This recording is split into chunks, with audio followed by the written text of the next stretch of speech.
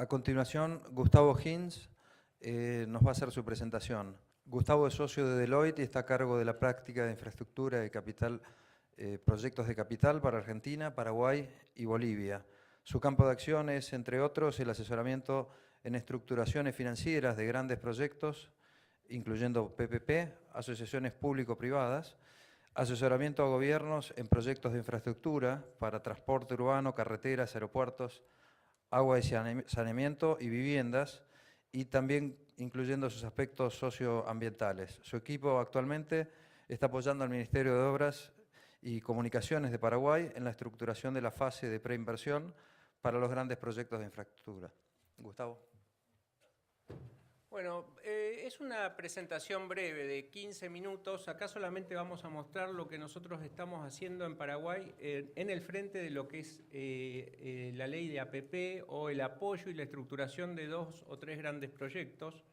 No es todo el proyecto de Paraguay, pero la idea es contar un poco qué es una asociación público-privada, ustedes ya lo saben, las diferentes alternativas. La modalidad de la ley paraguaya es que permite la iniciativa privada, es decir, que si un privado detecta que hay un proyecto que puede ser atractivo, podría presentarse y podría presentar ese tipo de proyecto y el Estado aceptarlo o rechazarlo. De hecho, ya hemos participado en procesos así. La otra explicación que queremos dar es por qué financiar infraestructura a través de APP. Contarles el caso de la experiencia en Paraguay respecto de una pequeña introducción de lo que es el marco jurídico e institucional, porque también desde el punto de vista institucional el Estado requirió un cambio importante al aprobar la ley, porque comenzaron a funcionar otros organismos que normalmente no aparecían en los procesos anteriores de concesiones. Y esto es importante tenerlo en cuenta de vista al futuro. Finalmente les voy a hablar un poco de lo que es la estructuración y cómo participamos y cómo fuimos apoyando al Estado como asesores. Y luego está el caso de la Ruta 2 y 7 y el aeropuerto Silvio Pettirossi, que se presentaron las licitaciones hace 90 días y fueron muy exitosas. Y me acompaña un grupo de Deloitte que participó de todo el proceso. Si ustedes quieren hacer preguntas específicas, es gente que ha trabajado en la parte económica, en la parte legal y conoce en detalle el tema. Bueno, la idea del financiamiento de infraestructura y APP, en la región, digamos, la modalidad de utilizar esta herramienta se fue desarrollando como alternativa de evitar que el Estado haga todas las inversiones. ¿Por qué? Porque no necesariamente el Estado puede utilizar las inversiones que va a hacer en infraestructura en temas más relacionados a lo social. Por ejemplo, escuelas, hospitales o educación. Por lo tanto, el tema de rutas, puentes, puertos, energía, riego artificial, es factible, si es rentable, hacerlo a través de esto. Ya vamos a ver cuándo el Estado puede o no seleccionar entrar en uno de estos modelos a través del proceso del estudio del valor por dinero de una obra. Luego, los países que mejor están posicionados en esto, sin duda, son Chile, Perú. Colombia va a la cabeza, ha licitado 4 grandes, lo que ellos llaman las carreteras 4G, donde todo es a través del método de APP, son grandes licitaciones que llevaron un proceso muy largo, pero sin duda son los que están a la cabeza de esto. Y luego aparece Brasil, y el caso paraguayo se los voy a contar más adelante. Obviamente esto ¿qué permite? Sincerar los costos, porque en la obra tradicional, ¿qué es lo que sucede? La verdad que el contratista está quizás pensando cómo hace para alargar su obra y cómo hace para cobrar más caro cada proceso. Acá, en el proceso de APP, hay un banco financiador y una empresa que construye. ¿Y qué es lo que quieren en realidad? Es construir lo más rápido posible para empezar a operar y empezar a recaudar el dinero que pusieron en esa inversión. Por lo tanto, el proceso de sobrecosto muchas veces se reduce, generalmente se reduce. Y obviamente el plazo de la obra. Son obras que se construyen muy rápido en comparación de las obras tradicionales. Nosotros estamos hablando, por ejemplo, de carreteras de 150 o 200 kilómetros en plazos de 24 meses, que en el Estado en general paraguayo esto no existía, ¿no? Y por otra parte es un instrumento de financiamiento alternativo. para que ustedes sepan, el gobierno de Paraguay tiene 3 o 4 instrumentos alternativos a lo que son los bonos o los fondos propios. Uno es APP y el otro es lo que se llama el proyecto de Project Finance, también conocido como método alemán, donde el constructor, a través de un banco, financia toda la obra y una vez que la pone en funcionamiento, el Estado le empieza a pagar con algún tipo de certificado.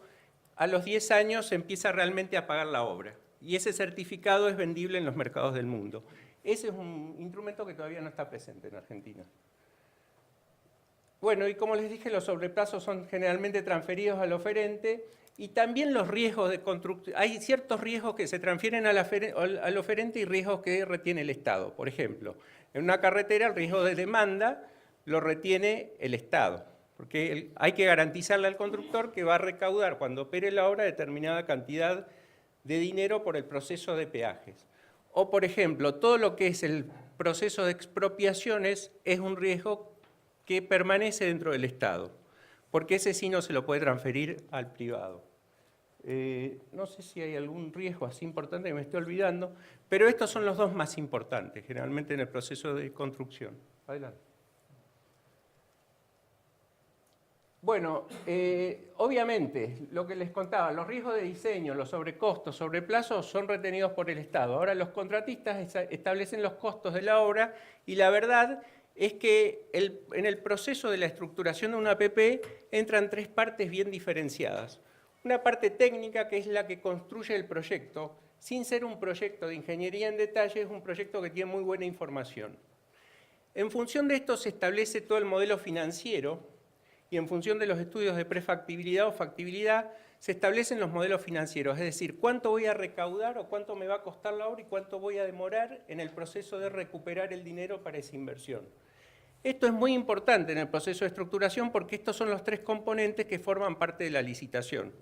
El componente técnico, el legal y el componente financiero, que finalmente es el que termina uno discutiendo con los bancos de inversión para ver si es atractivo o no el proyecto.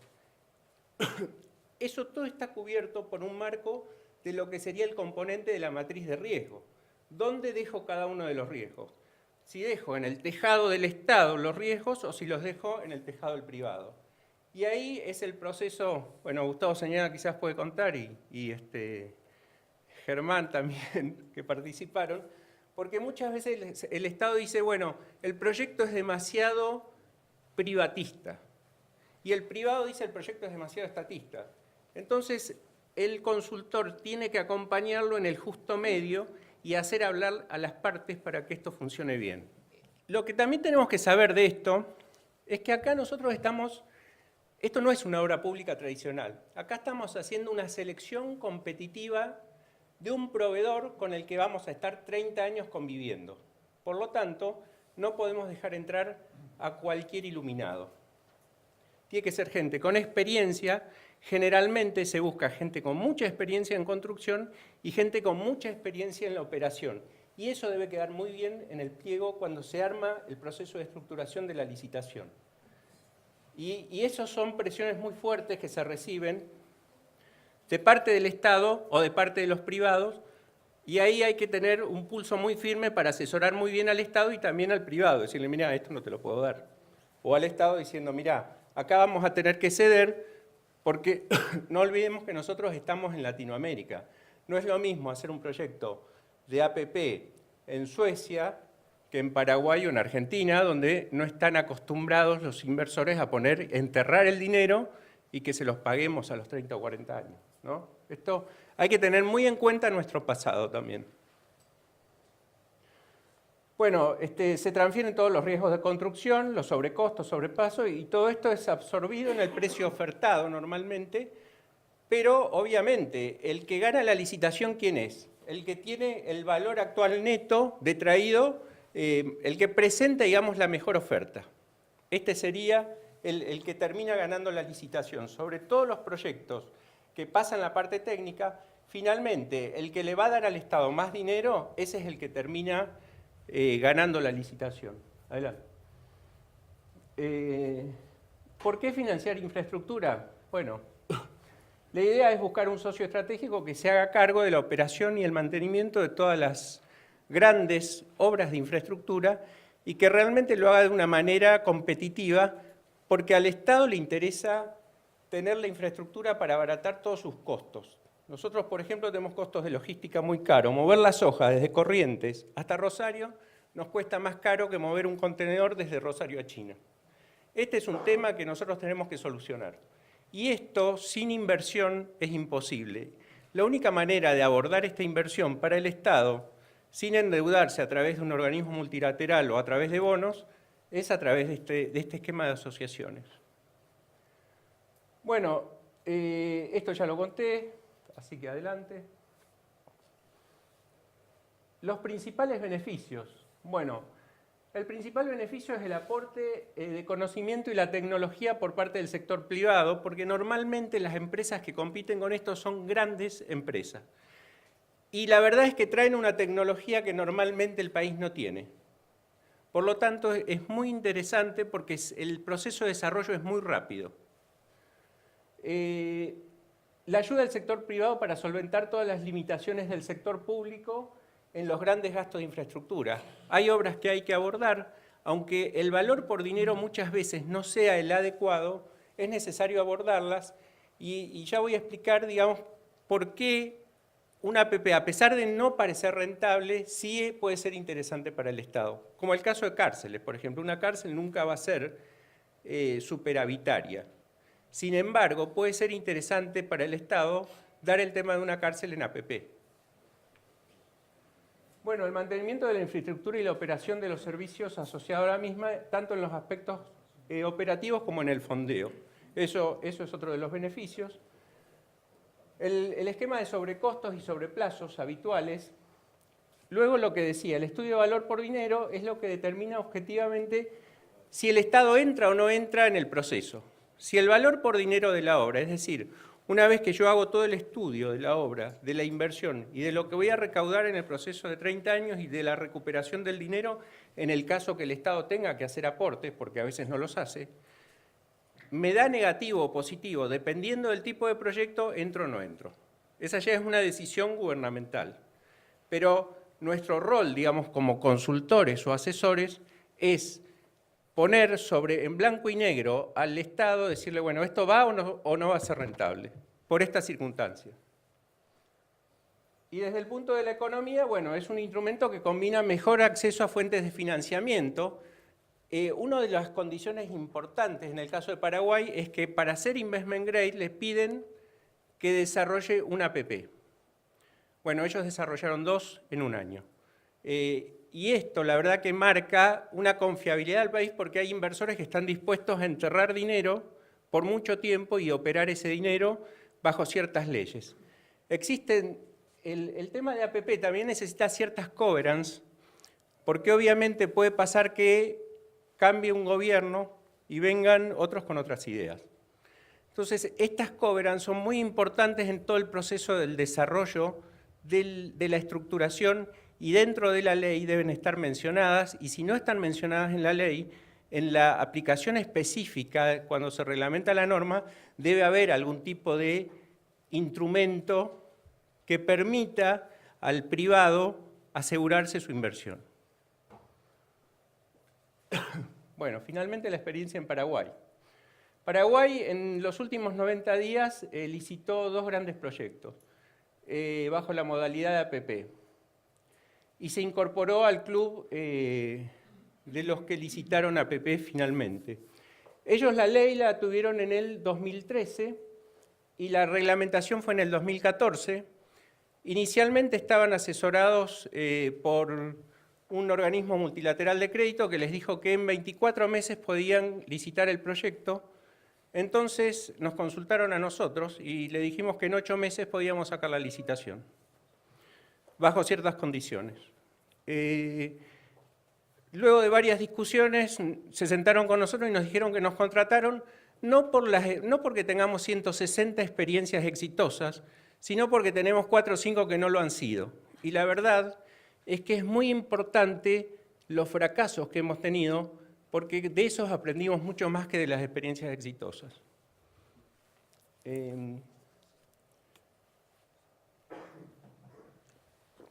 Bueno, como comentaba, el marco institucional es muy importante porque cambia todo el esquema. Ahora, normalmente se organiza lo que se llama una sociedad de objeto único, donde la empresa que es adjudicataria de ese APP o de esa construcción y del mantenimiento de la operación tiene que aportar un porcentaje de capital, que en este caso es del 20%, creo, que después es devuelto a través de ciertos pagos de disponibilidad y pagos específicos de devoluciones de capital, a través de un modelo económico que se desarrolla. Sin embargo, es importante el marco institucional porque alguien tiene que controlar a esta sociedad de objeto único y que realmente le esté devolviendo al Estado lo que dice que le va a devolver. Entonces, esa debilidad institucional tiene que ser subsanada dentro de los organismos estatales y normalmente eso no existe.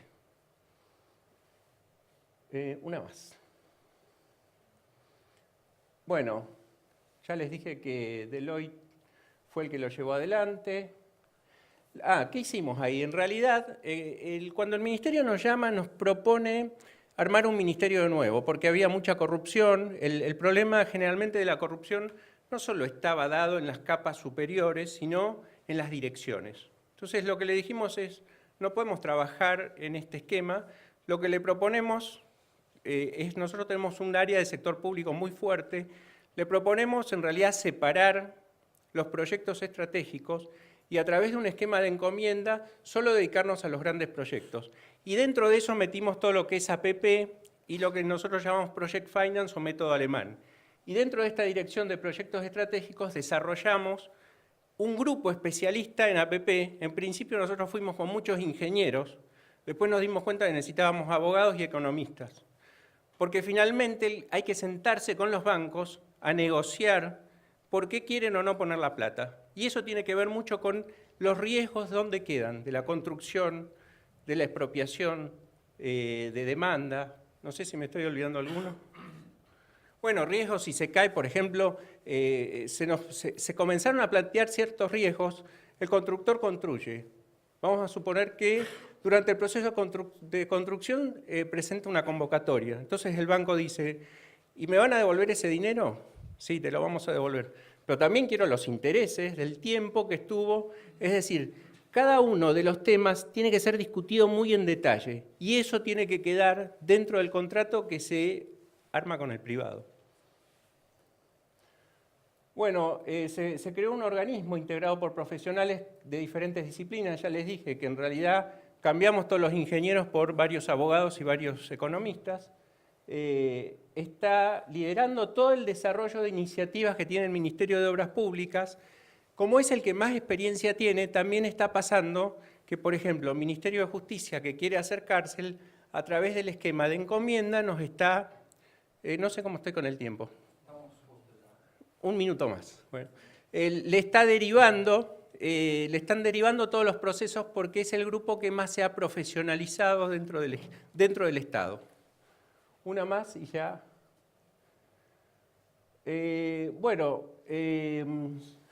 ¿Cuál fue nuestra ayuda en realidad? Dentro del esquema de APP armamos esta dirección de proyectos estratégicos, elaboramos los estudios de factibilidad, colaboramos con el proceso de la matriz de riesgo y el modelo económico financiero, eso lo hacemos nosotros.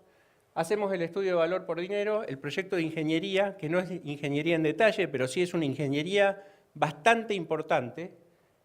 Todo lo que es el armado del roadshow, llevamos, las primeras reuniones fue llevar al ministro y a sus asesores a Europa y a Japón para mostrar los proyectos y las características que tenían los mismos, acompañados por técnicos de Deloitte.